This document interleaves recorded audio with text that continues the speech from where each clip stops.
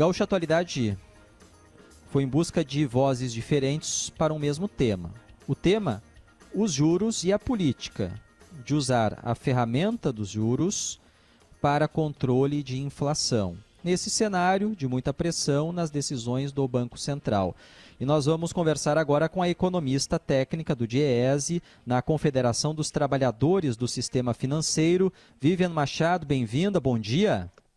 Bom dia, muito obrigada pelo convite.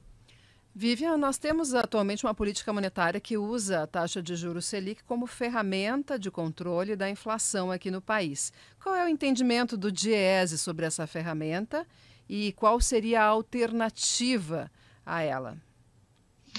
Então, essa ferramenta vem sendo usada já tem bastante tempo, né?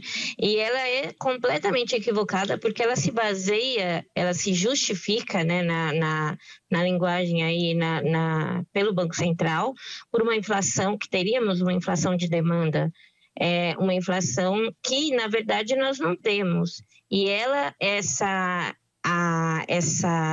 taxa de juros, na verdade, promove outra inflação, que é a que a gente tem efetivamente. Se a gente olhar os fatores que levaram à inflação no ano passado, a gente tem alguns fatores, que é principalmente o preço, né, a política de preço da Petrobras nos combustíveis, e isso você tendo toda aquela elevação dos preços dos combustíveis, você afeta toda a produção, porque você afeta o transporte, tanto da matéria-prima quanto para escoar a produção. Então, você tem um impacto em tudo quando você tem a elevação dos preços dos combustíveis, e você teve um impacto também, uma elevação dos preços dos alimentos, né? E aí por dois fatores, por problemas climáticos e também pelo impacto da guerra.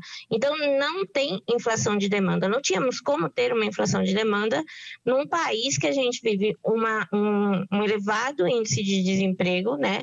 Uma taxa de desocupação muito, muito alta, a gente tem milhões de pessoas passando fome. Então, como uma inflação de demanda num país com essas condições e com uma economia que patina, né? Ela não cresce quase nada. Então, você não se justifica isso. Então, o Banco Central atua com uma perspectiva que, na verdade, é passada, né? É um relatório que as instituições financeiras passam para ele para justificar isso, essa expectativa.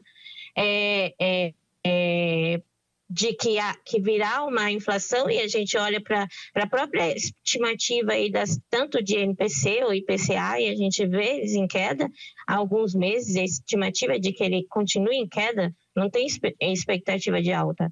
Então, não se justifica que tenha uma inflação de demanda à vista. O que vai acontecer é que, mais uma vez, essa taxa de juros vai promover mais inflação de custos, né? Porque essas taxas vão influenciar no custo da produção, do investimento, encarece investimento, impacta, inclusive, na redução dos investimentos, na redução dos empregos, por consequência, né?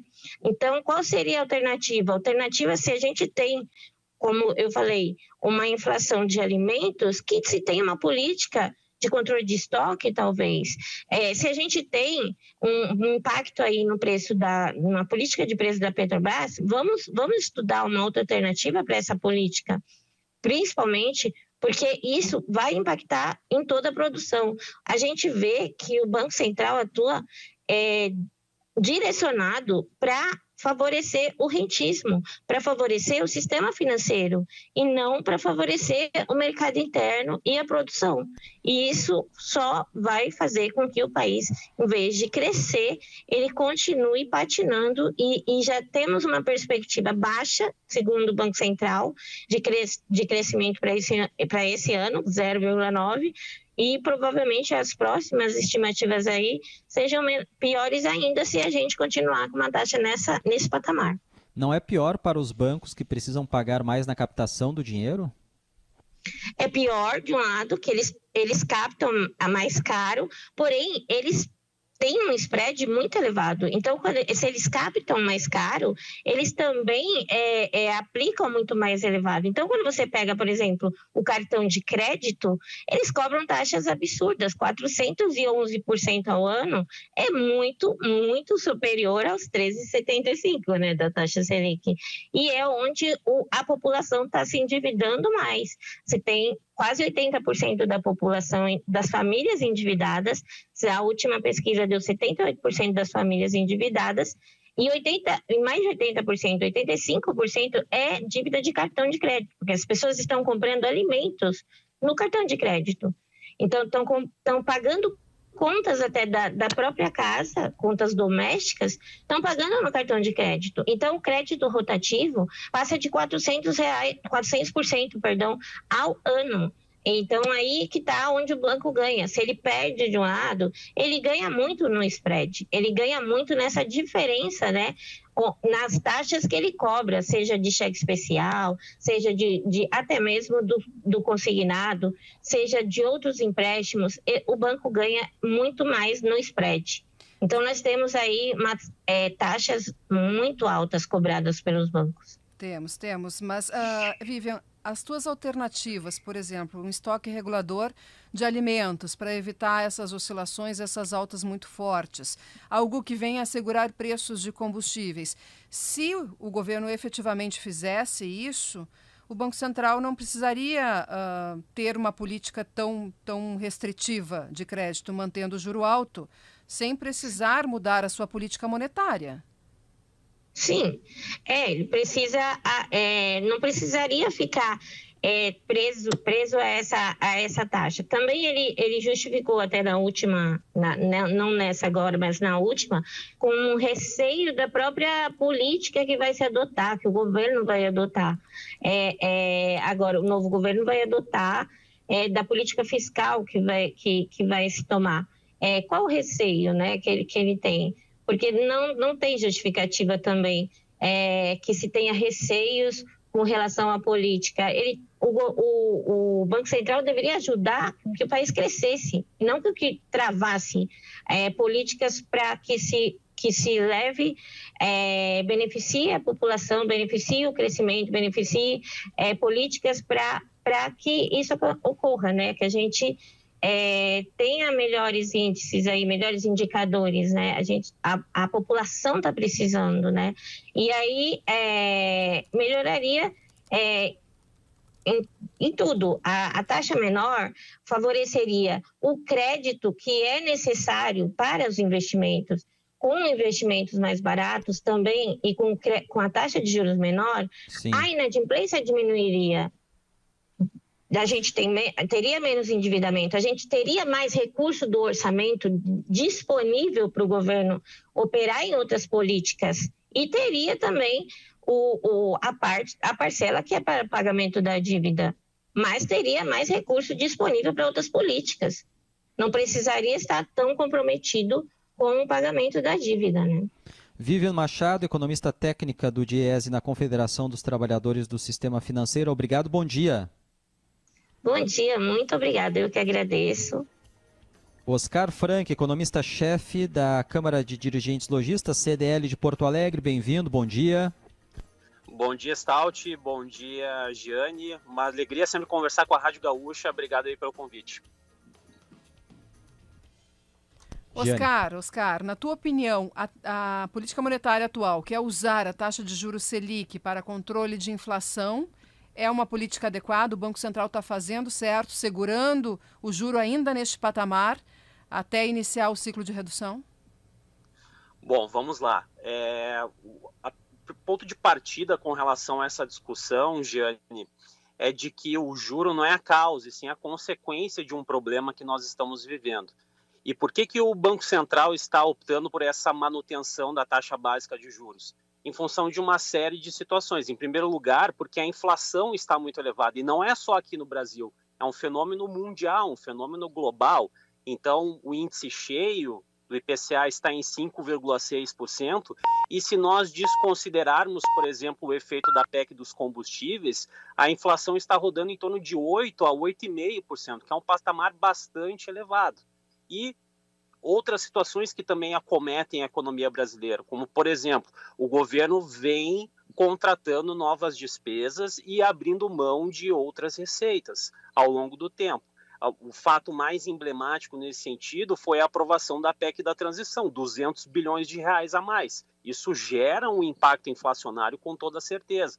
Nós temos ainda esses ataques que estão sendo realizados com relação à autonomia do Banco Central, ao tamanho da taxa de juros, ao tamanho da meta de inflação. Tudo isso também gera o quê? Gera incerteza. Nós também não sabemos qual que vai ser o novo arcabouço fiscal, ou seja, como é que o governo vai sinalizar que ele tem responsabilidade na gestão entre receitas e despesas? O que vai substituir o teto de gastos para tornar mais racional esse controle? Isso ainda é uma incógnita até o momento. Então, em função de tudo isso, de todos esses desdobramentos, do fato de que o mundo está aumentando os juros lá fora para poder controlar o processo inflacionário, nós estamos vivenciando isso. É claro que, como cidadão, como analista econômico, eu gostaria de ter juros mais baixos. Isso é um remédio amargo para a produção, para os investimentos, para as contratações, mas é o preço que nós estamos pagando por nós não termos consistência entre as políticas do governo.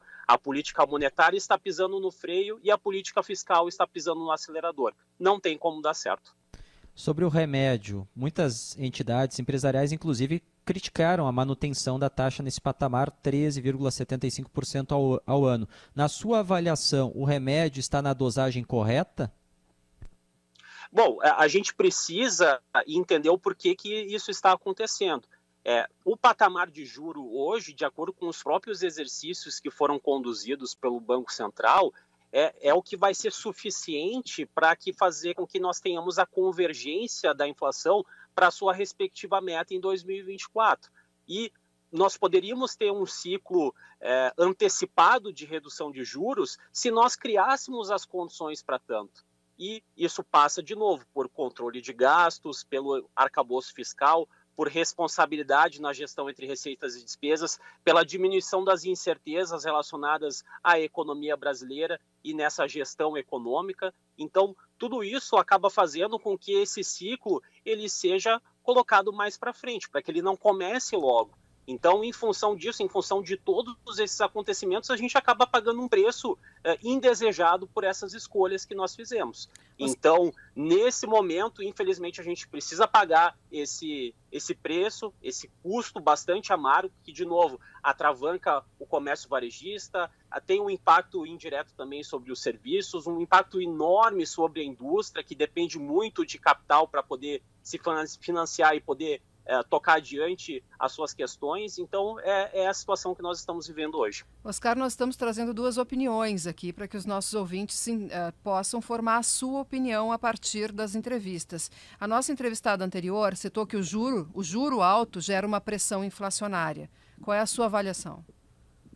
Não, o juro alto é uma questão de política monetária, né? A política monetária ela interfere no balanço da inflação, não há dúvida com relação a isso, né? E aí alguém poderia dizer o seguinte, mas a gente tem um juro elevado e a inflação está teimando em permanecer em patamares elevados. Sim, de fato. Agora a questão é, se nós tivéssemos uma situação diferente, no sentido de que os juros estivessem menores, estivessem caindo, que a gente adotasse uma política agressiva de corte da taxa Selic, a inflação seria potencializada, né? Nós teríamos uma inflação bem maior do que aquela que nós temos hoje. E é sempre importante entender e nos remetermos a situações do passado. A história explica muita coisa. Então, lá em 2011, 2012, nós tínhamos uma inflação pressionada e nós optamos por, mesmo assim, reduzir a taxa de juros. Isso não se sustentou a médio e longo prazo. E isso fez com que, em plena grande crise de 2015, em que nós estávamos mergulhados numa recessão, nós estávamos, ao mesmo tempo, tendo que elevar as taxas de juros porque a inflação estava muito alta. Sim. Né? Ou seja, a gente acabou pagando um preço muito amargo, muito mais caro em função de uma escolha errada no passado. Então, a gente até poderia fazer com que os juros caíssem hoje, mas o jogo ele é jogado ao longo do tempo. Então, isso certamente vai produzir um efeito e vai exigir um remédio muitíssimo mais amargo logo ali à frente, se nós optarmos por realizar algo que não tenha consistência hoje. Para encerrar rapidinho, Oscar, que estamos aqui em cima da hora, qual é o risco de o Banco Central ceder às pressões e reduzir os juros sem ter segurança para isso?